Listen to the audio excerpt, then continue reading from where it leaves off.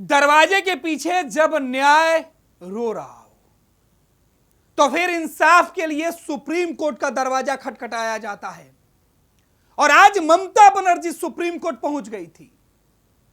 वकीलों की बड़ी फौज थी, वरिष्ठ अधिवक्ता थे, लेकिन ममता बनर्जी ने सुप्रीम कोर्ट के चीफ जस्टिस के बेंच के सामने कहा कि हजूर मुझे बोलने का मौका दिया जाए, मेरी बातें सुनी जाए। बेंच ने कहा कि क्या आपको जो फौज पीछे खड़ी है, जो अधिवक्ता पीछे खड़े हैं, उन पर भरोसा नहीं है या उन्हें आप कम समझ रही हैं?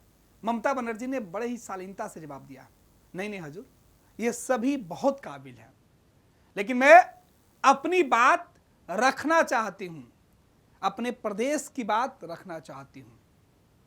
यह डेयरिंग, यह हिम्मत एक मुख्यमंत्री ने आज दिखाई है, देश के सामने दिखाई है, उस भाजपा के सामने दिखाई है जिस भाजपा के खिलाफ ममता बनर्जी ने आक्रोश दिखाया था। उस केंद्र की बीजेपी सरकार के इशारों पर जो ममता बनर्जी आरोप लगा रही हैं कि देश का चुनाव के जो अधिकारी हैं, इलेक्शन कमीशन है जो फैसले ले रहा है, उसके खिलाफ ममता बनर्जी सुप्रीम कोर्ट पहुंची थी।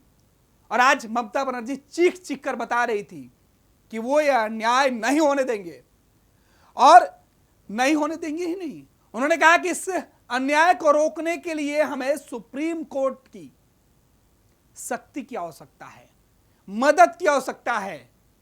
उनके ऊपर उनका जो भरोसा है बंगाल के लोगों का या देश के लोगों का, उस न्याय से उम्मीद है, क्योंकि न्याय सुप्रीम कोर्ट में जो लोग मौजूद थे, जो बेंच आज मौजूद थी, उनको देना है। एसआईआर के मुद्दे पर पूरे देश में बवाल हुआ, लेकिन जब एसआईआर का मुद्दा बंगाल पहुंचा, पश्चिम बंगाल, तो ममता बनर्जी सीधे खड़ी हो गई, बोली कि चुनाव के ठीक पहले ऐसा नहीं चलेगा, जानबूझकर कुछ लोगों का नाम हटाने की साजिश चल रही है।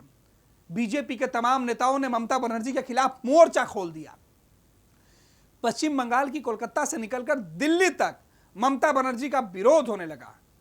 इधर ममता बनर्जी भी अपने लोगों के साथ पीछे हटने वाली नहीं थी। उन्होंने कहा कि जो एसआईआर का मुद्दा है, जिस पर इलेक्शन कमीशन ने जो फैसला लिया है, वो सरासर गलत है। कई राज्यों में चुनाव हो रहे हैं, लेकिन पश्चिम बंगाल को ही टारगेट क्यों किया जा रहा है? महज 3 महीने में ऐसा नहीं चलेगा।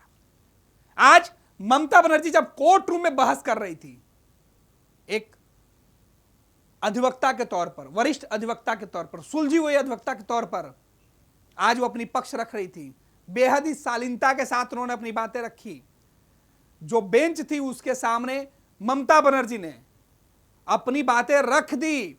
उन्होंने कहा कि यह केवल एक प्रदेश की बात नहीं और ना ही एक ममता बनर्जी की बात है, ना ही ये उनकी पार्टी का मुद्दा बनता है, बल्कि हम तो पूरे पश्चिम बंगाल के रहने वाले लोगों की भावना की बात करने आए हैं। यह किसी एक पार्टी की भावना नहीं है, किसी पार्टी की सरकार की भावना नहीं है, बल्कि हर उस लोगों की आवाज है जो दबी हुई है, दबाई जा रही है। ममता बनर्जी की यह तस्वीर सुप्रीम कोर्ट की बेंच के अंदर देखिए किस तरीके से। आप देखिए कि बेंच पर जो बैठे चीफ जस्टिस हैं या फिर जो कोर्ट रूम में मौजूद जो अधिवक्ता मौजूद हैं, वरिष्ठ अधिवक्ता मौजूद है, चाहे वो ममता बनर्जी के साथ में खड़े हो या ममता बनर्जी के खिलाफ कोर्ट में दलील देने पहुंचे थे, उन सबकी दलीलों के बीच ममता बनर्जी ने कहा कि नहीं। रविन्द्रनाथ टैगोर का 2 लाइनें कोट करते उन्होंने कहा कि न्याय हमें आपसे ही चाहिए। कोर्ट में अगली सुनवाई की तारीख तय कर दी गई, लेकिन आज जो ममता बनर्जी ने किया है उसकी चर्चा हर जगह हो रही है। ममता बनर्जी के बारे में कई सारी बातें कहा जाता है कि उन्हें कानून की अच्छी समझ है, उन्होंने पढ़ाई लिखाई की है, एक मुकदमा भी लड़ा है, लेकिन आज वो मुकदमा लड़ नहीं रही थी, बल्कि आज वो जिस तरीके से अपनी बातें रख रही थी। देखिए ये जो तस्वीर हम आपको दिखा रहे हैं, इन तस्वीर में देखिए केवल ममता बनर्जी आपको यहां पर दिखाई पड़ेंगी सबसे नीचे, और यहां जो बेंच है वो आपको दिखाई पड़ रहा है। सुप्रीम कोर्ट के जो चीफ जस्टिस हैं उसके अलावा जो बेंच है जो एसआईआर के मुद्दे पर सुनवाई कर रही है, ममता बनर्जी ने बंगाल सरकार की तरफ से जो एसआईआर के मुद्दे पर अपील दायर की गई थी उसी मामले पर सुनवाई के लिए, और पीछे कोर्ट रूम के अंदर अधिवक्ताओं की फौज दिखाई पड़ रही है। यह सीधे तौर पर हम वीडियो आपको चला के नहीं दिखा सकते हैं, लेकिन हम आपको बड़ा करके जरूर दिखा सकते हैं।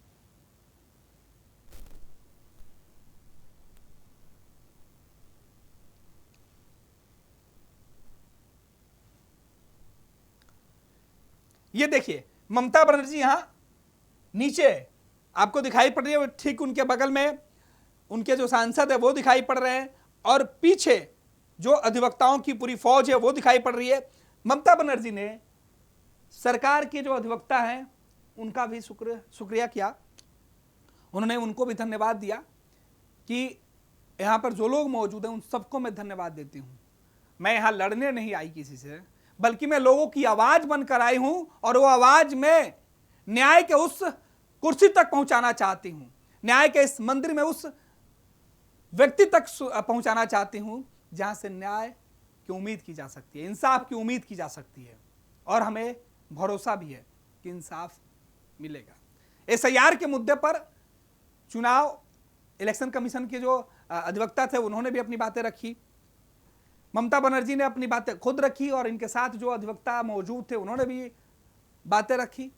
अब बेंच ने, जूरी ने इस पूरे मामले पर अगली सुनवाई की तारीख तय कर दिया। देखना है कि आज जो ममता बनर्जी का तेवर था उसके बाद आगे पश्चिम बंगाल में क्या होता है। ममता बनर्जी ने कहा कि उन्हें जरूरत पड़ी तो वो लाखों लोग लेकर आ सकती हैं, कोर्ट रूम के बाहर खड़ा कर सकती हैं, दिल्ली में लोगों को जुटा सकती हैं। ममता बनर्जी पश्चिम बंगाल से निकलकर सुप्रीम कोर्ट तक पहुंचकर एक ही मैसेज देना चाहती हैं। एसआईआर के माध्यम से जिस तरीके से पश्चिम बंगाल के अंदर जो एक तबका विशेष है उनके नामों को काटने की, उनके लोगों को हटाने की साजिश केंद्र की जो सरकार है उसके इशारे पर, या बीजेपी है उसके इशारे पर किया जा रहा है, यह आरोप ममता बनर्जी लगातार लगा रही हैं। इधर बीजेपी की तरफ से अमित शाह, राजनाथ सिंह या तमाम जो बीजेपी के बड़े नेता हैं, कद्दावर नेता है प्रधानमंत्री नरेंद्र मोदी जी, सब ने ममता बनर्जी के ऊपर कई आरोप लगाए थे। अब देखना है कि जब मामला सुप्रीम कोर्ट पहुंच गया तो ममता बनर्जी आगे क्या करती है और कोर्ट का फैसला आगे क्या कुछ होता है।